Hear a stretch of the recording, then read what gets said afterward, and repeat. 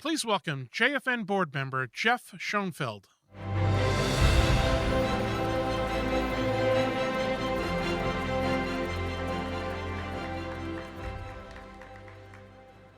Boker Tov, good morning, and welcome to the second day of the JFN International Conference. Yesterday offered us a powerful reminder of why this gathering matters. We had a chance to learn from one another and strengthen the relationships that make this network so valuable to so many of us. I was not supposed to be here. I was to attend the Jewish Agency Board of Governors meeting in Israel, which was not to be once the war broke out. But if I could not be in Israel now, there is nowhere else I'd rather be than in this room with all of you today. You are my people. We gather today as Israel, once again, is in the deep realities of war. For many in Israel, the past 2.5 years have brought loss, disruption, and sustained uncertainty. And yet, as we have all experienced, Israelis have revealed extraordinary determination, resilience, and leadership across Israeli society. This morning's plenary speaks directly to that experience. Today, we'll hear from a generation of lions coming to us remotely from Israel, bringing forward voices from young Israelis who have lived through the profound trauma and sustained conflict of the past few years while remaining deeply committed to shaping Israel's future. And then we'll hear from JFN's President and CEO, Andras Pokorny, for his annual address, sharing his reflections on the moment we're in now and the role that Jewish philanthropy will play in shaping what comes next. But first, it is my honor to recognize the recipient of the 2026 J.J. Greenberg Memorial Award. Regular attendees to this conference know that the award honors a young leader whose work reflects creativity, vision, leadership, and a deep commitment to Jewish life. I am not just a proud JFN board member with a prepared script to introduce this year's recipient, John Hornstein. I am a volunteer leader who has been in the trenches with John over the past 7 years. Since JFN's Poverty Summit in 2019. And I've had a front row seat in observing his tireless efforts and inspiring leadership. John is the Managing Director of National Grant Making at the Harry and Jeanette Weinberg Foundation, and he works closely with many organizations across the United States that are addressing some of the most serious challenges facing our Jewish communities. We are blessed to have enormous professional talent across the Jewish world, but not all bring that rare combination of passion, compassion, keen intellect, objectivity, determination, warmth, kindness, and humanity. I saw it early on when I first met John 7 years ago, and since then, I've watched him across tables as we've worked closely together, building awareness and building opportunities for vulnerable Jews across our world. John's leadership and dedication embody the very spirit of this award and the legacy of the late J.J. Greenberg. Many of you know John through his work in Jewish poverty, where he's played a key role in launching 10, Together Ending Need, which has helped bring greater attention and tangible, innovative, national solutions to the vast number of Jewish households struggling to make ends meet. John is a model of collaboration listening carefully to partners, and always treating philanthropy as a shared journey. He is beloved by his Weinberg colleagues and his family, shout out, as well as his fellow collaborators. He models the way forward for so many, and he sets the highest standards in directing philanthropic resources for the mighty Weinberg Foundation. It is my great honor to welcome to the stage the 2026 J.J. Greenberg Memorial Award recipient, John Hornstein.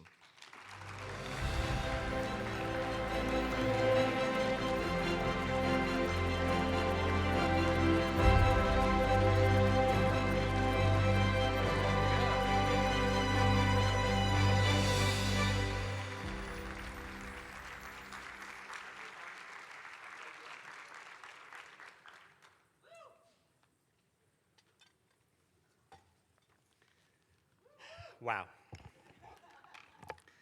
Thank you, Jeff, for those incredibly kind words and for your partnership and friendship over so many years. And I also want to thank the team at JFN, including Rabbi Rebecca Sirbu and Sarah Horwitz, whose work behind the scenes amid a really, really challenging year to put on a conference made all of this award possible in the work behind the scenes.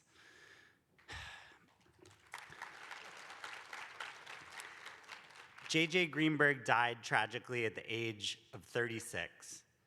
But J.J.'s achievements and character, from building Birthright, gracing the stage with Schlockrock, and most importantly, the way he touched everyone he met, these would be hard to aspire to in a life of 120 years. I am deeply honored to receive this award in J.J.'s memory and feel it is besheret to receive it when I myself turned 36.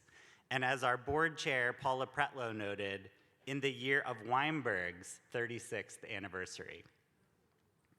36, of course, is 2 times 18, which denotes chai, or life. When JFN presents this award each year, it is an opportunity to remember JJ's life and character. It is an opportunity to recognize professionals whom I feel unworthy to now stand among. And it is an opportunity to remember the concept of double chai, of living life to its fullest, as JJ did every day. It is an opportunity to ask what more we can do with whatever time we have left. Like many of us, I couldn't have told you growing up that one of the ways I tried to make my time count was through working in philanthropy. But one of my earlier life experiences did play an important role in my career path through my senior year macroeconomics teacher. As an econ nerd, I was enthralled by his class. Despite my choice to go to University of Michigan, his alma mater, Ohio State's top rival, we really got along. Fast forward to my mid-20s, I thought of this teacher again because his wife led a major foundation in Baltimore. I had fallen in love with foundation work. These were my favorite clients when I worked in consulting, and I was preparing to move home. I distinctly remember riding the train with my mom while she was visiting me in my last months living in Boston. I remember saying to her, "I'm not gonna reach out to him. There's no way he'll remember me." We'd lost touch over the years, as many students and teachers do. But my mom pushed. "What do you have to lose?" So I reached out to my econ teacher, Mr. Monroe, who I still struggle to call Joel. He wrote me an overly generous intro to his wife, Rachel Garbo Monroe. And with the stroke of a keyboard, he completely changed the course of my entire life. Rachel became the most inspirational boss and mentor anyone could ask for. She has continuously challenged me to take on more leadership, including our work beginning in 2019 to build a movement around Jewish poverty. It means a great deal to me that both Rachel and Mr. Monroe are here today.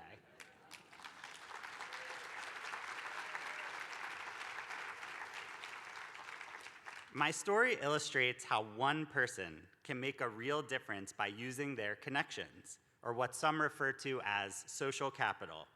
It might be connecting someone to a job, or it could also be asking someone for help amid a challenge. We need these relationships when moving to a new city like I was. But we especially need them when going through a hard time, like a divorce or a health crisis. My friend and researcher, Dr. Alana Horowitz, interviewed low-income Jewish families during COVID and found that families who had more social capital, especially connections that could link them to resources, were best able to make it through that really hard and socially isolating time.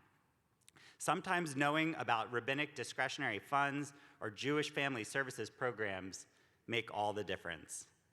This award is a reflection of my social capital, my village, many of whom are here today. To my extraordinary colleagues at Weinberg, you all make me better and make me so excited to come to work each day. To my incredible parents, Ken and Lorraine, you gave me everything by teaching me to value education, Jewish community, and giving back. And lastly, to my wife and best friend, Erica, marrying you was the best decision I've ever made, and we are now raising our two beautiful kids, Dahlia and Idan, and finding ways to give back in the city that gave so much to us. As we reflect on this annual reminder from J.J. Greenberg to determine how are we going to make an impact with the time we have left, I invite you to consider social capital. How might we all use our social capital to make a real difference in someone's life? Of course, we don't want to depend on relationships alone. We would love for you to also consider supporting those working at a systemic level to address economic hardship by joining me, Jeff, and Rachel Sumek, our superstar CEO of Together Ending Need, or TEN. We are working every day to ensure that every Jew, regardless of income, can thrive. With 1 in 10 Jews across the country living on Medicaid benefits, there has never been a more important time. But relationships matter. JJ only had 36 years on Earth, and he made it double chai because he made time for each person he encountered. Let us strive to do the same. In a session hosted by TEN yesterday, a Hillel director linked an extraordinary student to resources that helped her navigate homelessness and food insecurity. Because of these resources, she graduated college and is now pursuing her master's in social work, seeking her turn to give back. Let us all strive to do this. You never know when our support will make all the difference. This really is my dream job. I listen to Jewish podcasts while I'm doing the dishes. I lose track of time brainstorming with grantees and colleagues I adore. My grandmother lived her final days in an affordable housing residence that bears the Weinberg Foundation's name. And I get to wake up every day and try to make life better for people like my grandma. Thank you for this honor, but more so, thank you all, my cherished colleagues, for making my days both so fun and so meaningful. Double chai, the way I think JJ would have wanted it.